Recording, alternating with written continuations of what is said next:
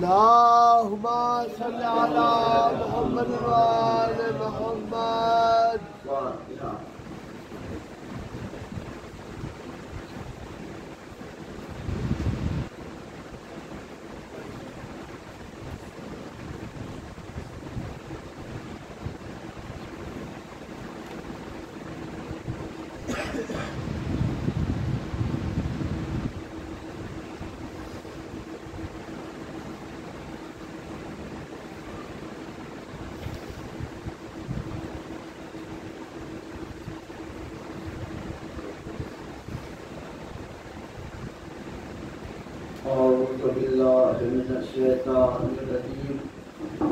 बिस्मिल्लाहिर्रहमानिर्रहीम। अल्हम्दुलिल्लाहि रब्बिल आलमीन वस्सलातु वस्सलामु अला सय्यदिल अंबिया वल मुरसलीन सय्यदना व मौलाना बिल कासिम मुहम्मद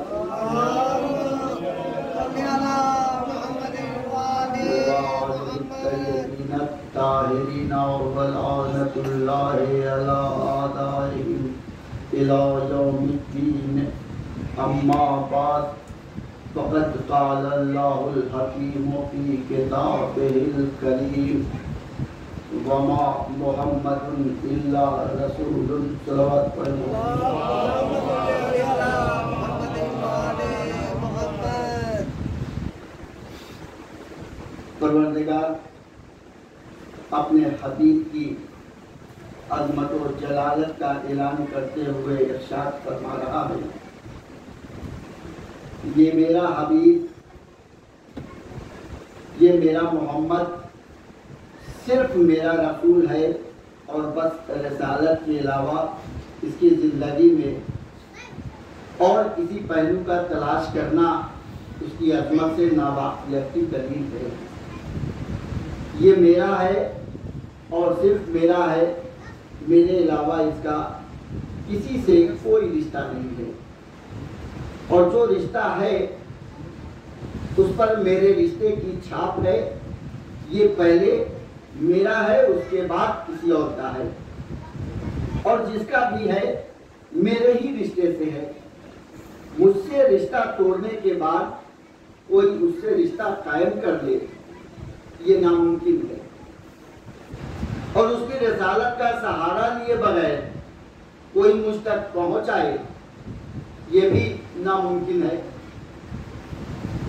खुली हुई बात है कि इस हकीकत का ऐलान उन लफ्ज़ों में भी हो सकता था जिन लफ्ज़ों में हम आमतौर से हुजूर सरवर कायनात की रिसालत की गवाही देते हैं, और कुरान मजीद ने भी दूसरे मकाम पर तज़किरा किया है, यानी मोहम्मदुर रसूलुल्लाह। लेकिन न जाने क्या मसलहत इलाही है कि उसने इस मुकाम पर रसूल की रिसालत का ऐलान करने के बजाय रिसालत के हस्र का ऐलान किया है, और ये नहीं कहा कि मोहम्मद अल्लाह के रसूल हैं, बल्कि ये ऐलान किया कि मोहम्मद सिर्फ अल्लाह के रसूल हैं और उसके अलावा कुछ नहीं है।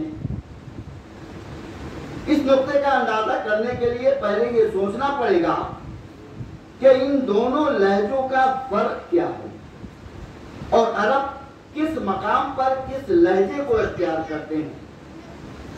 आप अरबी जबान का जायजा लेते चले जाइए, आपको ये बात महसूस हो जाएगी कि अरब जब भी किसी बात पर जोर देना चाहते हैं और उसकी गैर मामूली अजमत का इजहार करना चाहते हैं, तो वहां यही लहजा इख्तियार किया जाता है। ज़ैद को आलिम कहना भी उसके इल्म का ऐलान है, और सिर्फ आलिम कहना भी। लेकिन फर्क यह है कि आलिम होने के साथ दूसरे हालातों कैफियत का इस्तेमाल रह जाता है, जो इल्मी जिंदगी को मशकूक और मुश्तबा और कमजोर बना देता है। लेकिन सिर्फ आलिम होने के बाद ऐसा कोई इम्कान नहीं रह जाता। और अब ये अंदाजा होता है कि जिसकी जिंदगी का हर पहलू इल्मी है, ये उठता है तो आलिमाना अंदाज से, बैठता है तो आलिमाना तरीके से, सोचता है तो आलिमाना रंग में, और बात करता है तो आलिमाना लहजे में। सलवात पढ़े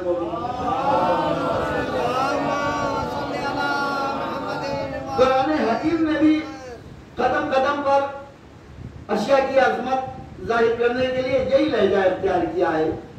ये बात तो बहुत आसान है कि हमने इंसान को अपनी बंदगी के लिए पैदा किया है, लेकिन ये बात बहुत बुलंद है कि हमने उसको सिर्फ अपनी जिंदगी के लिए पैदा किया है। बंदगी के लिए पैदा करने में गैर बंदगी का इम्कान पाया जाता है, लेकिन सिर्फ बंदगी के लिए पैदा करने में ऐसा कोई इम्कान नहीं है। तो सरकार दो आलम ने भी मालिक कायनात की अजमत का तारुफ कराते हुए मक्का की गलियों में जो नारे बुलंद किया था, वो इसी लहजे में था कि आपने ये नहीं कहा कि खुदा को मौजूद या एक मानो, बल्कि आपका मुतालबा यह था कि सिवाय खुदा के किसी को खुदा न मानो। खुदा को एक मानना और सिवाय खुदा के किसी को न मानना बताई एक ही चीज है, लेकिन इसमें एक ज़हनी तरबियत का नुक्ता है जिसके बगैर इस्लाम अपनी तरबियत में कामयाब नहीं हो सकता।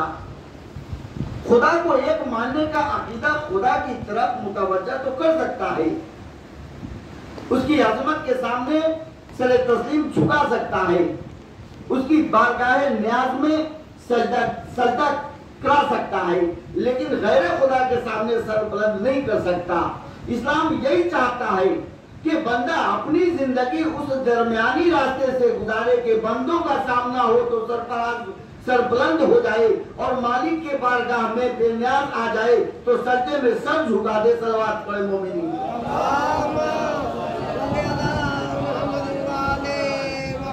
ज़हन पर अकीदा रुबूबियत का बार भी रहे और दिलो दिमाग गैर की बंदगी से आजाद भी हो जाए, दिमाग को सुकून भी मिल जाए और दिल सर बसजदा भी हो जाए।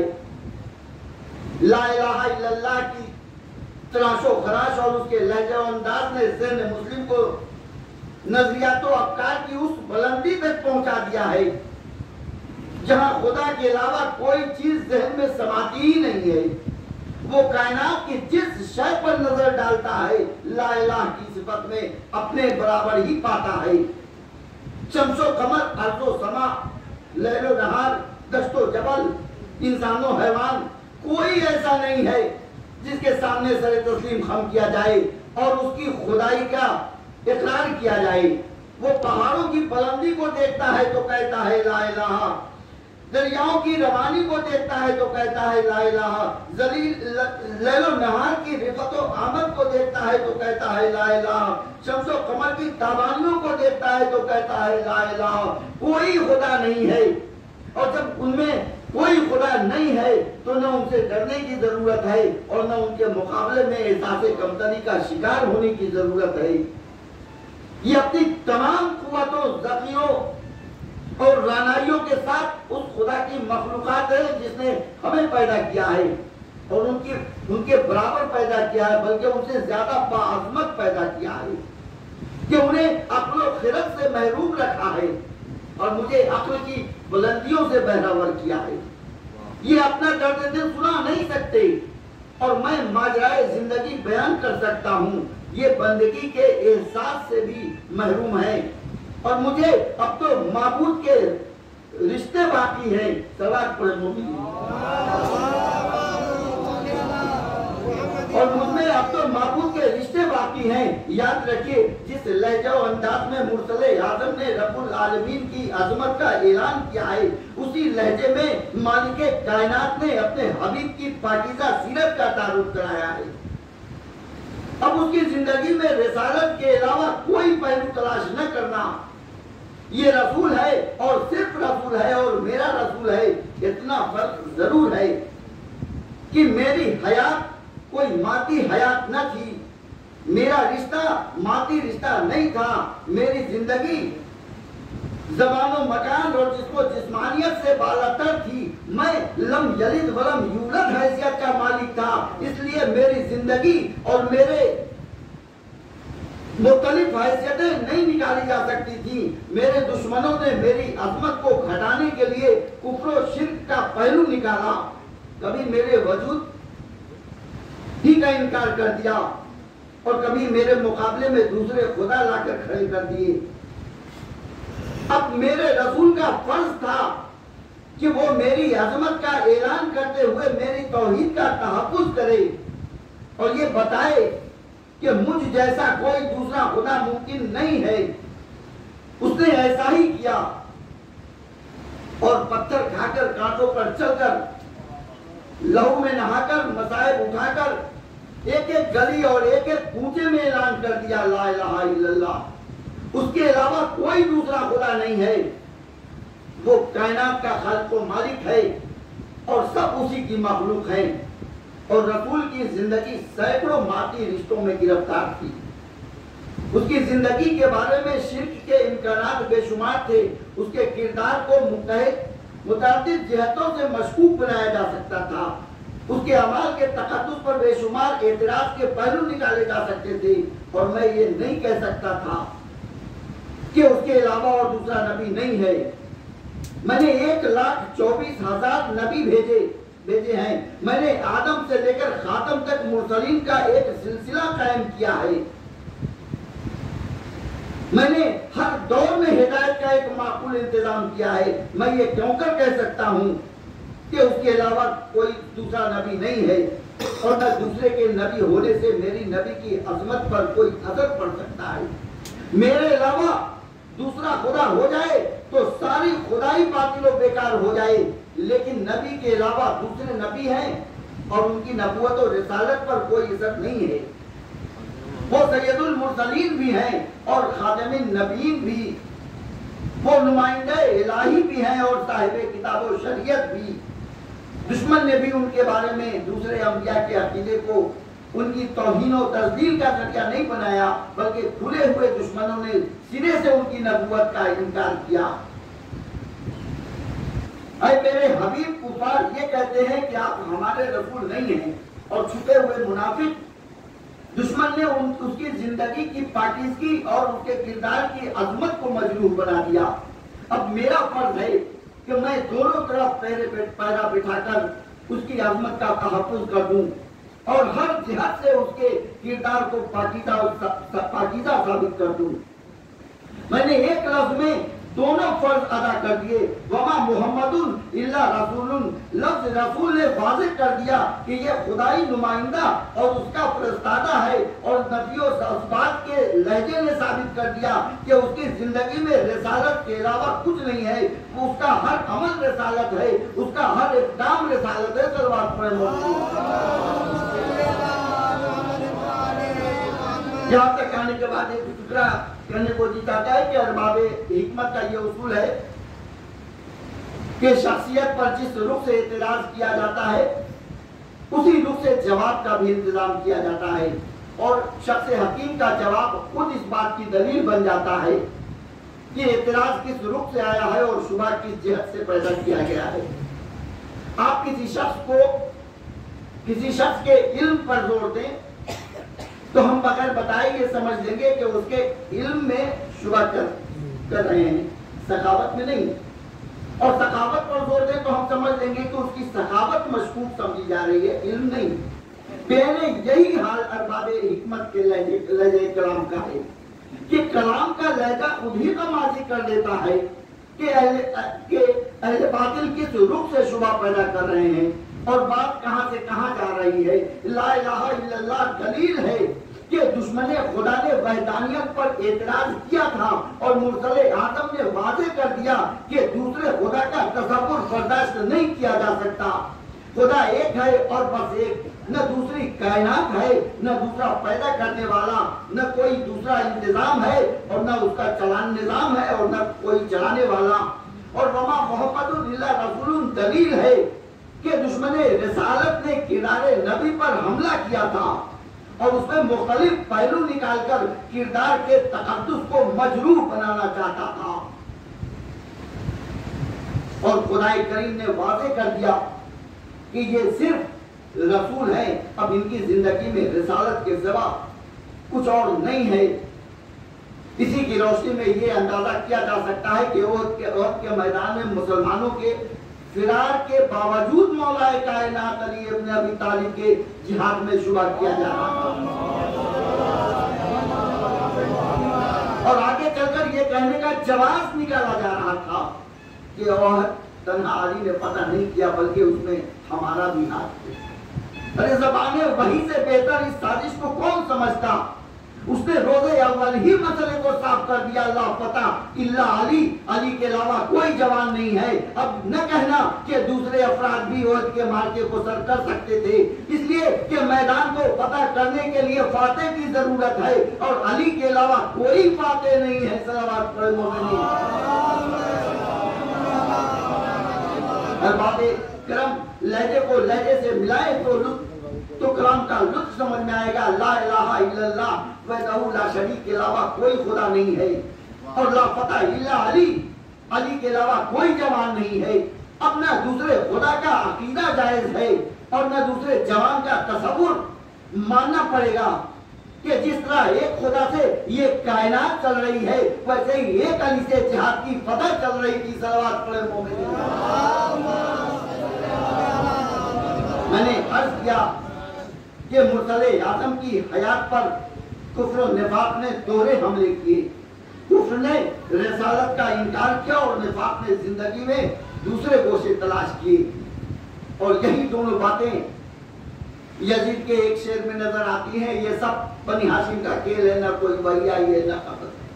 वही और खबर का इनकार, खुला हुआ रिसालत का इनकार है और हाशिमियत का हवाला दलील है कि यजीद मोहम्मद मुस्तफा के पाकीज़ा किरदार को हाशमी असरात के हवाले करना चाहता था।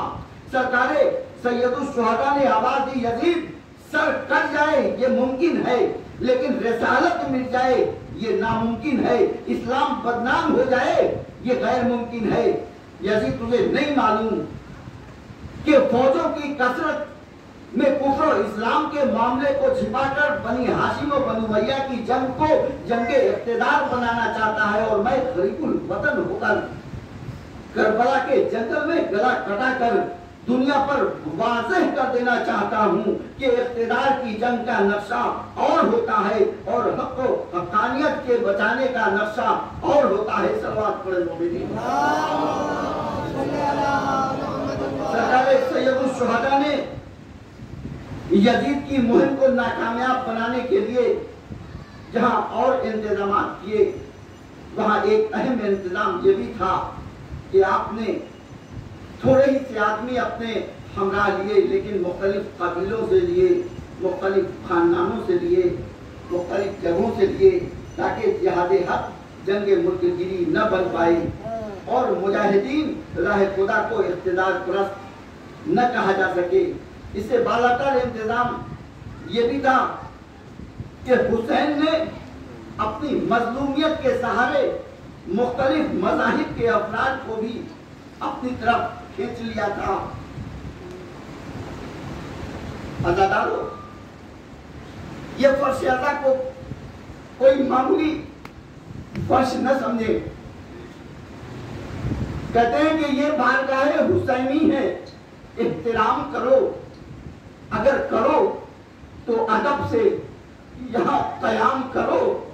सुना है आई है वो भी हमारी, सुना है आई है वो भी हमारी मजलिस में, जनाबे फातिमा ज़हरा का एहतराम करो। बेशक हमें आपको नजर नहीं आता लेकिन इस फर्श अज़ा पर वो भी जरूर तशरीफ लाई है।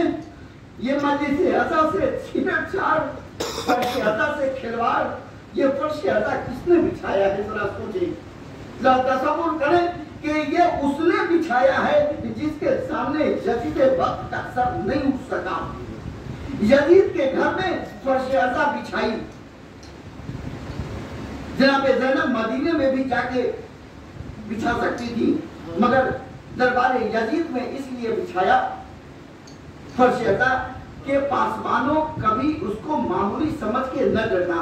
इस फर्श अज़ा में बड़ी ताकत है, उसको यजीद आसिर भी हिला नहीं सकता। तो जब यजीद कुछ नहीं बिगाड़ सकता तो दूर दराज के यजीदारे क्या बिगाड़ेंगे? उधर लाखों हो, इधर 72 हुसैनी हो। हमारी माओ ने घुट्टी में खा के शफा दिया है और हमारी फितरत मातम है, हमारा नेचर आजादारी है।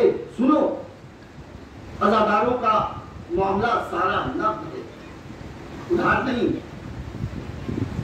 नमाज उधार, रोजा उधार है, हज उधार। नमाज पढ़ी, दिलवाओ किसी से कीमत, क़यामत आएगी, हिसाब और किताब होगा, उसके बाद कीमत मिलेगी, जज़ा या सज़ा। तो अजीब बात कहने जा रहा हूं, नाना जो इस्लाम लाए, चूंकि जानते थे, पहचानते थे, आलिम गैब थे, नाना जानते थे, हर अमल को उधार पर रखा। क़यामत के बाद अमल पहले जगह बाद में, पहले जगह मगर बाद में, जगह बाद में, मगर आजादारी ऐसा मौजू है कि अभी खत्म हुई नहीं और जजा पहले मासूम है। आलम जो आपको देना चाहे वो दे। मैं क्या शुक्रिया अदा कर सकता हूँ वो दुखिया माँ आई हो जिस पर आप रोने आए हैं। हर अमल की जजा है, मगर क़यामत के बाद आजादारी की जजा मैं बताऊं, रिवायत सुनाना चाहता हूं। किसी घर में एक बच्चा पैदा हुआ तो खुशी की लहरें दौड़ जाती हैं, मुस्कुराहट की फिजा कायम हो जाती है। नबी के चमन में एक फूल खिला। तीसरी शबान को सरकार रिसालत माँ मदीने में नहीं थी। माँ अपने नन्हे से कुरान को लिए हुए अपने आगोश के रहन पर सजाए हुए बैठी है। चंद लम्हात गुजरे, रसूलुल्लाह आए, कहा बेटी अल्लाह ने हमें हमारा वारिस अता किया है, लाओ शहजादी हमारे आगोश में दो। हुसैन को गोद में लिया, प्यार किया और कुर्बान होने लगे तो जिब्रील आए, या रसूलुल्लाह आप तो जानते हैं कि आपका नवासा करबला के मैदान में 72 घंटे का भूखा प्यासा तशने जफा कर दिया जाए तो जफा करार पाएगा। रिवायत कहती है कि रसूल खुदा की आंखों से आंसू जारी हो गए। जहन में रहे कि आजादारी होती नहीं है, अजर पहले। कितना करीम, इतने करीम है। रसूल रोए, देखा तो रसूल इतने करीब है, रसूल रोए देखा तो ममता का दिल धड़कने लगा। रसूल को रोते देखा तो ममता का दिल धड़कने लगा। बाबा आप हुसैन को लेकर क्यों रो रहे हैं? क्या मेरा बेटा आपको अच्छा नहीं लगा? नहीं मेरी सैयदा, तेरा हुसैन बहुत अच्छा लगा। ये इतना खूबसूरत लगा और इतना खुश हुआ कि फरते मुसरत में मेरी आंखों से आंसू छलक गए। मैं खुशी में रो रहा हूँ। फातिमा ज़हरा कह रहे नहीं पापा, आप मुसरत में नहीं रो रहे हैं, कोई बात तो है मेरे बाबा। आपको मेरे रब की कसम ज़हरा की कसम बताइए क्यों रो रहे हैं? तो जैसे ही हक का वास्ता दिया ना, रसूल ने कहा कम्बर, कहा लब्बैक, कहा जाओ मस्जिद से अली को बुला लाओ। कम्बर गए। मौला अल्लाह के रसूल याद फरमा रहे हैं, अली आ गए। लब्बैक या रसूलुल्लाह, आपका भाई हाजिर है। कहा अली फातिमा के बाजू पकड़ लो, मुझे हुसैन के कत्ल की खबर सुनाना है। फातिमा तो माँ है, कहीं गश न खा जाए। या रसूलुल्लाह ये मदीना है जहाँ बेटी को खबर सुनाने के लिए अली से बाजू पकड़वाए, कहीं फातिमा को गश न आ जाए। अरे करबला में आ जाइए, पाए नटारा कदम के फासले से भाई के गले पर चूड़ी देख रही है।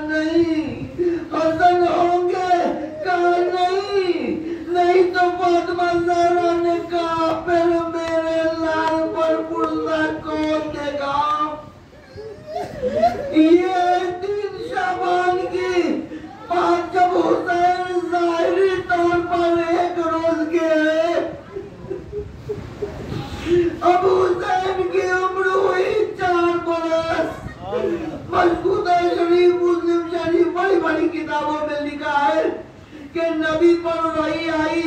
इसमें लाल की कैफियत नबी मस्जिद से उठे, अपने उजरे में तशरीफ लाए, अपने बाप की कनीज जो आपको मिरास में मिली, उम्मे ऐमन उनसे एक काम सादिर फरमाया कि उम्मे ऐमन आज हम थोड़ा खस्तगी महसूस कर रहे हैं, हम अपने उजरे में जाकर आराम करेंगे, कोई भी आए उसे ना हमें देना। बिस्तर दुरुस्त किया। उम्मे ऐमन ने रसूल इस्तराहत पजीर हुए। चंद लम्हात गुजरे थे, हुसैन आए, ये मोहम्मद की चाल चलते हुए उम्मे ऐमन ने कहा शहजादे ठहर जाइए। कहा क्यों? हम अपने नाना के पास जा रहे हैं। कहा नाना ने मना किया है, आज कोई ना आए। तेवर बदल कर कहा हमें भी मना किया है। हुजरे से आवाज आई, उम्मे ऐमन मेरे हुसैन को न रोको। ये हुसैन का एहतमाम। अब हुसैन आ गए हुजरे के अंदर, नबी ने अपने सीने पर ले डालिया, लेकिन उम्मे ऐमन कहती है थोड़ी देर बाद रसूल की चीख की आवाज आई और आवाज बुलंद रोए। मेरे घर हिलने लगे, ज़लज़ला आ गया, मुझे बर्दाश्त न हुआ।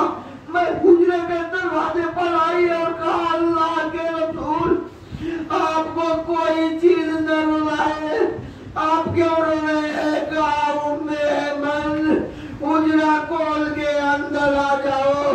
जनाबे उम्मे ऐमन ने अजीब माजरा देखा कि आप बिस्तर पर हुसैन को रसूलुल्लाह ने लगा दिया और बदन से पहरा उतारा हुआ है और बदन को मोटा देते जा रहे हैं, जिस्म चूमते जा रहे हैं और रोते जा रहे हैं। रसूलुल्लाह रोते रहे। उम्मे ऐमन ने आगे बढ़कर कहा अल्लाह के रसूल ये क्या है? कहा उम्मे ऐमन मैं करबला को देख रहा हूँ, यहाँ तलवार पड़ेगी, यहाँ नेज़े लगेगा, यहाँ सर में बुझा हुआ तीर लगेगा। अहले बैत जमा हो गए, गिरिया बुलंद हुआ, मसनद दुरुस्त हुई, रसूल तशरीफ फरमा हुए, हुसैन बैठ गए, फातिमा, अली, हसन सब आ गए तो हुसैन उठे, नाना के गले में पाए डाली, पेशानी का बोझा लिया। नाना आप मेरे रोने वाले को क्या दीजिएगा? अभी रोने वाले आए नहीं, हुजरत पहले मुअय्यन की जा रही है। नाना मेरे अज़ादारों को क्या दीजिएगा? कहा नाना तेरा शाफ़े महशर है, शफाअत करेगा तेरे अज़ादारों और गमखारों की वापस कंधा वापस हुए, बाबा के गले में पाए डाली। बाबा अपने नाना की बात सुन ली। कहा आप क्या दीजिएगा? कहा मैं साक़ी कौसर हूँ, प्यासा नहीं रहने दूंगा। अब भाई की तरफ पलट कर आए, भैया हसन आप क्या दीजिएगा? कहा जवानाने जन्नत का सरदार हूँ। हुसैन रसूल अली हसन के पास गए तो पैरों से चलकर मगर फातिमा की मंजिल आई तो चलकर नहीं गए, 20 कदम पीछे हटे, आगे हसीनों को उल्टा, फिर कोनियों और घुटनियों के बल मदीने में करबला बना रहे थे। कोनियों और घुटनियों के बल चल कर गए, माँ के पैरों का बोसा दिया और कहा अम्मा मेरे अज़ादारों को क्या दीजिएगा? अरे फातिमा ज़हरा खड़ी हो गई, अरे मेरे लाल ये गरीब माँ क्या देगी? अपने बाल बिगड़ा कर जन्नत के दरवाजे पर खड़ी हो जाएगी। ये दो ही जगह है अज़ादारों, बाल बिगड़े या करबला में जब हुसैन का सर फातिमा के ज़ालू पर था,